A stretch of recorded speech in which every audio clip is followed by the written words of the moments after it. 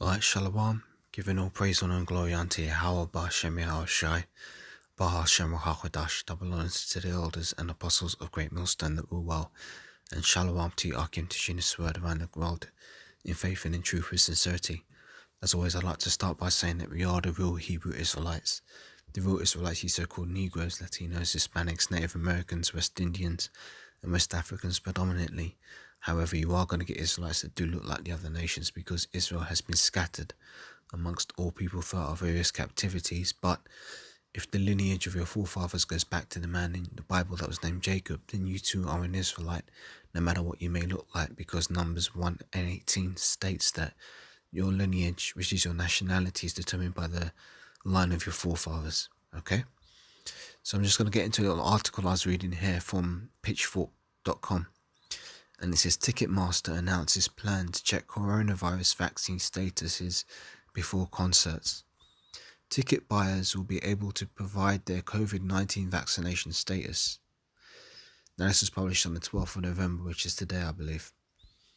In the wake of news that a coronavirus vaccine with 90% efficacy rate on initial trials is in development from pharmaceutical company Pfizer, Ticketmaster has announced a plan to check concert goers' vaccine statuses prior to attending concerts, Billboard reports.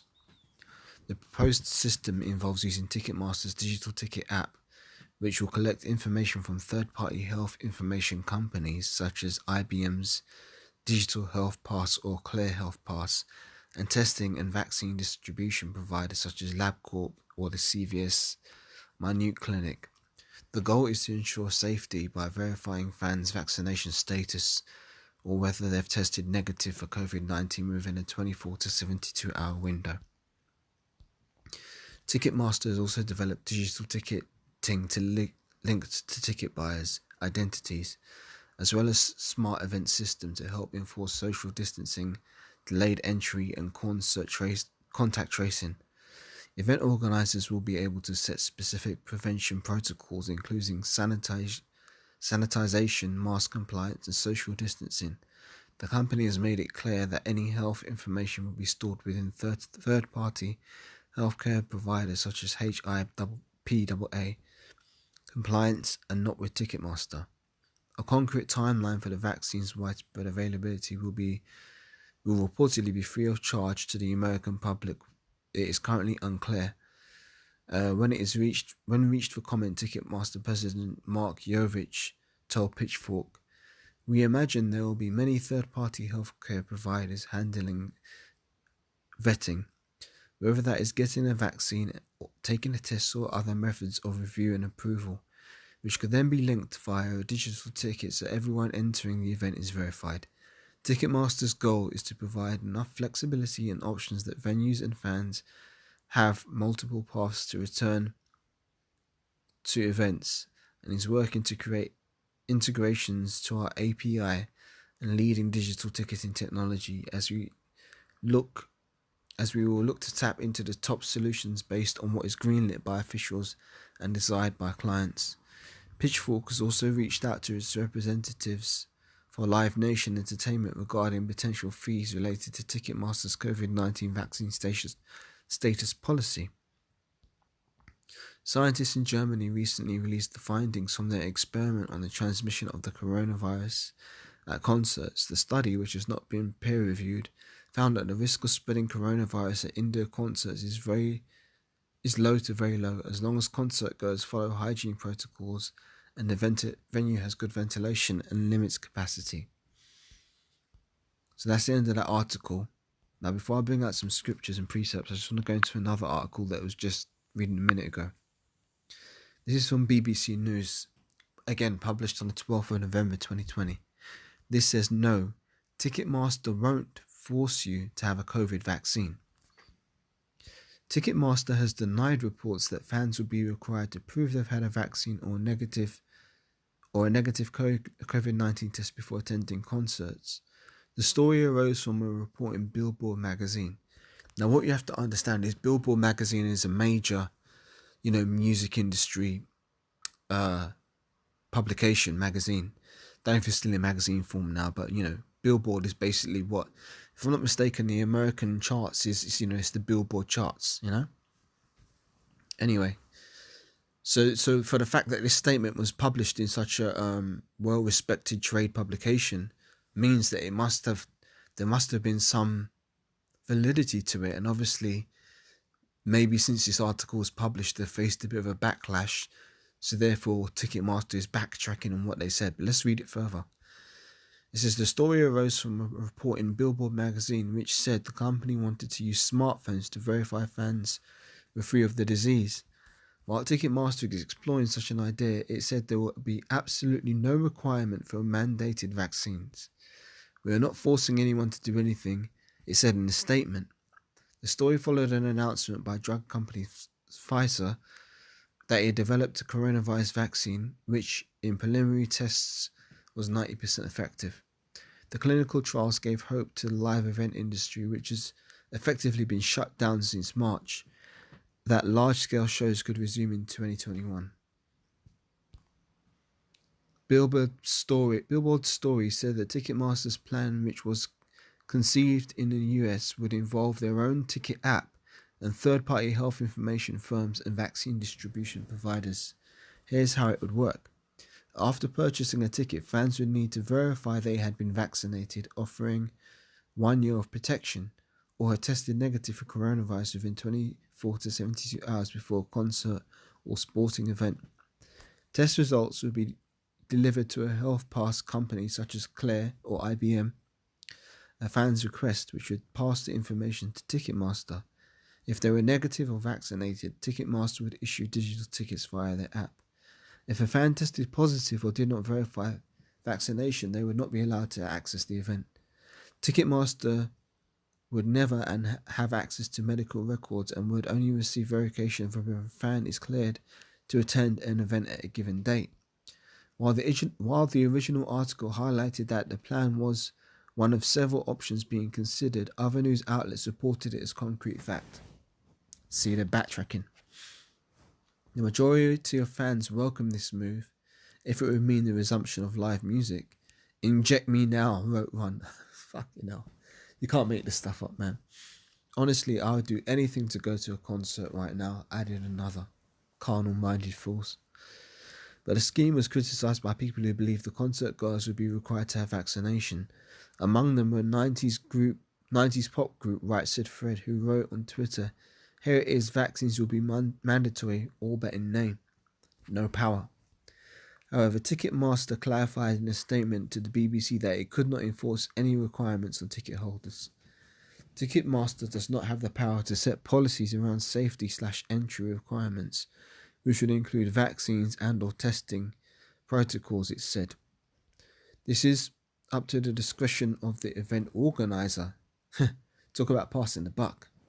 Ticketmaster continues to work with event organizers on all COVID safety measures, and it will be up to each event organizer to set future requirements based on their preference and local health guidelines. It said the plan discussed in Billboard was one of many potential ideas, and it was exploring to enable the return of live music. Stormzy has already been announced as a headliner of the 2021 Leeds and Reading Festival. It's like a Reading and Leeds Festival, as organisers hope concerts will be able to resume. One scheme that has already been put into motion is Ticketmaster's smart event platform, which aims to make live events safer. The technology includes a social distancing seating tool, which uses algorithms to work out safe venue capacity, as well as enabling staggered entry times to stop transmission of the virus in large queues and contact tracing once the event has ended.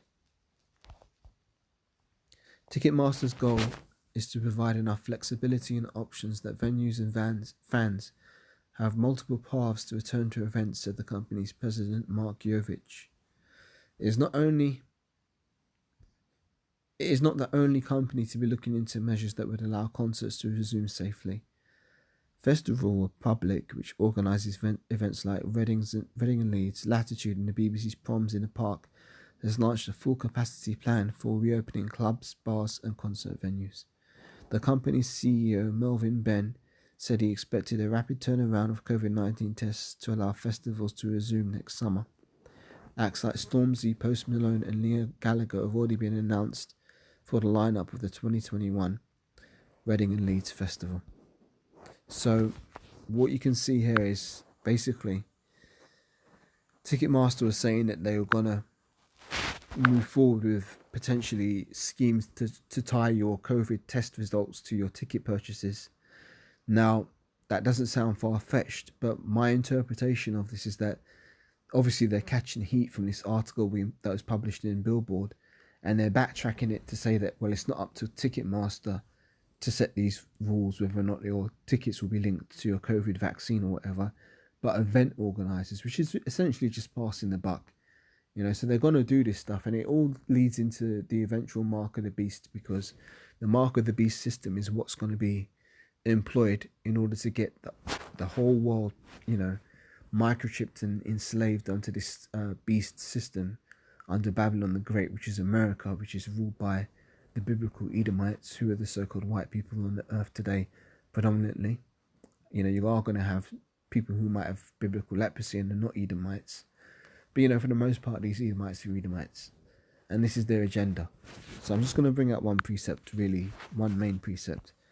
It's a very common precept, but it's Revelation chapter 13. Actually, I'm going to bring out two. This